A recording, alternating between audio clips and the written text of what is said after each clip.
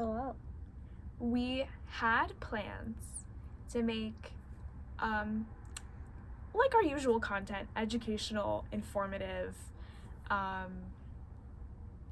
content, and then life had other plans.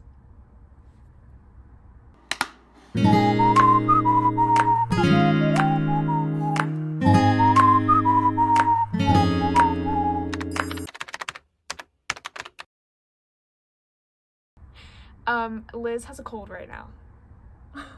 And I am getting her cold. I can just feel it's coming.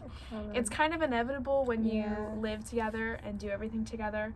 One of us gets a cold and then shares it. Gonna get it. Yeah. It's not COVID, thank God. No, we both were tested for COVID, and it's not COVID. We both sort of had little cold-like symptoms, so we were like, we should go get tested. And it's not COVID, so that's good. Yeah. Just the common cold. Yeah. You know, it's funny because last year, we were not around people, our school was remote, we wore masks, and I didn't get a cold at all last year. So now it's kind of like, aw, bummer, got a cold. Yeah. But maybe that's a sign that we're getting back to normal life, you know? I get a cold every fall or winter. Mm-hmm. So, feel pretty normal. I'm like, oh, okay. There's the cold. I could do without it. Yeah, I don't need it, but I think we could be normal without the cold. So anyways, our plans to do a informative, educational, activist type video did not go to plan. But we're going to talk about something important this week. Very important. We're going to talk about rest. This podcast is actually going to be an ASMR video that you can listen to while you're falling asleep. I'm just kidding. But we're going to talk about rest today and drinking some tea. And we think it is just so important and so not talked about. So let's dive right in. I think we, as a culture, right now, do not prioritize rest as much as we should.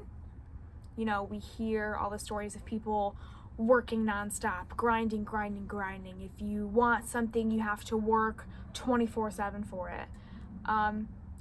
And that sort of frame of mind is not necessarily a sustainable one, if that makes sense. So I was chatting with a friend this morning who was actually a guest on our podcast. You can guess who it was. But she talked about the importance of taking days to I'm trying to think of how she phrased it, intentionally be unproductive. Because she knows she has a few days coming up that she's going to need to be very productive, and she wants to save that energy for when she needs it. I love that. I do too. Struggle a lot with being unproductive. I think I base a lot of my worth and how valuable I am based on what I get done that day and what I accomplish. And that's something that I need to work on. But we're here to tell you that the lies you tell yourself about how worthy you are based on how productive you are not true. Yeah. You are worthy and you are valuable and you are enough. Regardless of what you get accomplished that day. Yeah. It's an accomplishment, honestly, just to take care of yourself. Yes. And be alive. That's so important. If you take a self-care day and you say all you're focused on is take care of what needs to be taken care of, because you need to be taken care of. Yeah. Remember that. That is so valuable. And it's so productive, and I love what our friend was saying about, nurture yourself so that you can go into the days where you have to be really productive and you can go into them giving 110%. Yeah. Sometimes rest is the most productive thing you do, because rest can help prevent burnout. If you feel yourself starting to get really stressed, really check in with yourself, and maybe instead of working really hard, you need to kind of pump the brakes a little bit and take a break and take some time for yourself, that time is valid, and that time will help you be more productive in the long run. Yeah. And you can still be a hardworking person, a motivated person. And, you know, if you love to be productive, you know, you can still have all of that and take time for yourself to rest. Absolutely. I think we think of rest as just like sleep. And sleep is so important. Yes. And we don't talk about how beneficial sleep is. You know, how many times you say like, oh, I didn't sleep last night, I was out working all night, and we applaud people for putting themselves on the back burner, and that's how you get burned out. Yeah.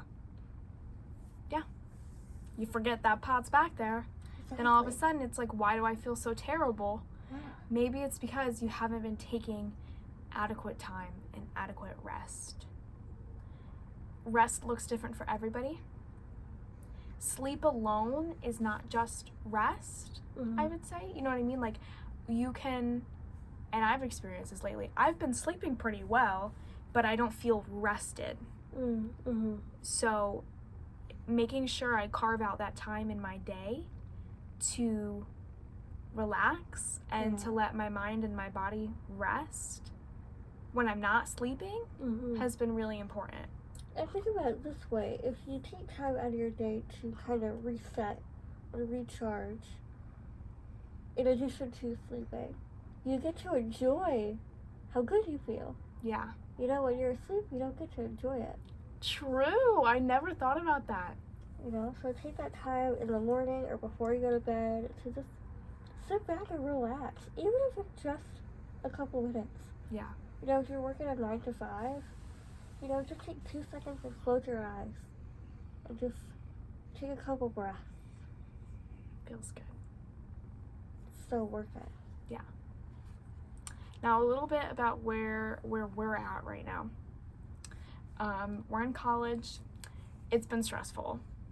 It's been physically stressful. It's been emotionally stressful. We just finished our midterms. Yeah. Our mid-year exam. Just finished. And that was stressful. Yeah. So prioritizing rest has been really important. Even just living in like COVID times has been stressful. Yeah. So learning what feels best in terms of rest has been really important. Yeah. I don't think we give ourselves enough credit for literally just existing. Yeah. During this time. You know, Yeah. so many things are going on. You know, you look at the news, and I don't know about you, but my stress meter just, you know, so taking that time to turn the news off, put your work away, and notice what you're feeling, what you're thinking about, giving yourself that time is so valuable. It's so courageous to say, you know what, I need to take care of myself. Yeah. And then you can take care of other people. Yeah, You know? if you're not taking care of yourself first, you know, how can you give your all or give your best to the people you care about? Yeah. You know, I know some of the days when I didn't get a lot of sleep, I haven't been giving myself, you know, self-care, good rest. I'm not as quickly inclined to be kind to other people. I'm more irritable. I am always focused on me and what I need to do, that I forget how to be courageously kind. Yeah. So, what does rest look like for us? I think it's important to know that like rest and self-care and all of these things are kind of like a trial and error period. Some things that are going to be restful and relaxing for some people don't work for other people. So, you know, I would encourage you to just explore what feels best for you. Yeah. And what gives you good quality rest. Yeah. You know, sometimes meditation feels great. And other times it doesn't. Other times it feels, overwhelming. Especially when I have a cold and you can't really breathe well through your nose and you have to breathe through your nose. It can be hard and frustrating. Yeah. And that's not really restful. Right. If you're frustrated about your self-care, maybe that's not the right method of self-care you need. Absolutely. So try things out. See what works. Yoga and meditation are great. I love them, but they don't work all the time for me. So, and don't get frustrated if it doesn't work. Try new things. Come back to it when you're feeling differently. Different day, different time can really make a difference. Keep an open mind about what your self-care looks like. Yeah. Setting boundaries is also a huge form of self-care and can be beneficial to your rest. Setting work boundaries, school boundaries, personal boundaries. For example, I love sleep, and my routine before bed is really important to me. I sleep best when I do that routine and complete that routine and just keep things regular and normal. So part of a huge boundary that I have is I don't commit to things that happen after like 9 p.m. Now, obviously, this is not perfect. Obviously, sometimes you're going to have an event or something that runs late or that starts and ends at, 9:30 or whatever. But going to bed early is huge for me. Yeah. And for other people, going to bed is a really hard thing. And just getting some sleep at all is an accomplishment. So do not compare what you need to what other people need. That's a good one. Yeah. Don't compare. Yeah. Don't worry about them. Yeah. Worry about yourself. I love it. So, in lieu of the theme of today's episode, rest, we're not going to keep you for too much longer. So you can maybe spend some of your day resting and relaxing. Or use this video to rest. Yeah. I have to listen to this podcast. Yeah. So I'm going to stop everything that I'm doing, take some rest, and listen to my favorite podcast. Our good news story this week comes from The Today Show, and it's a really sweet story about a boy named Michael Richardson, who is from Massachusetts.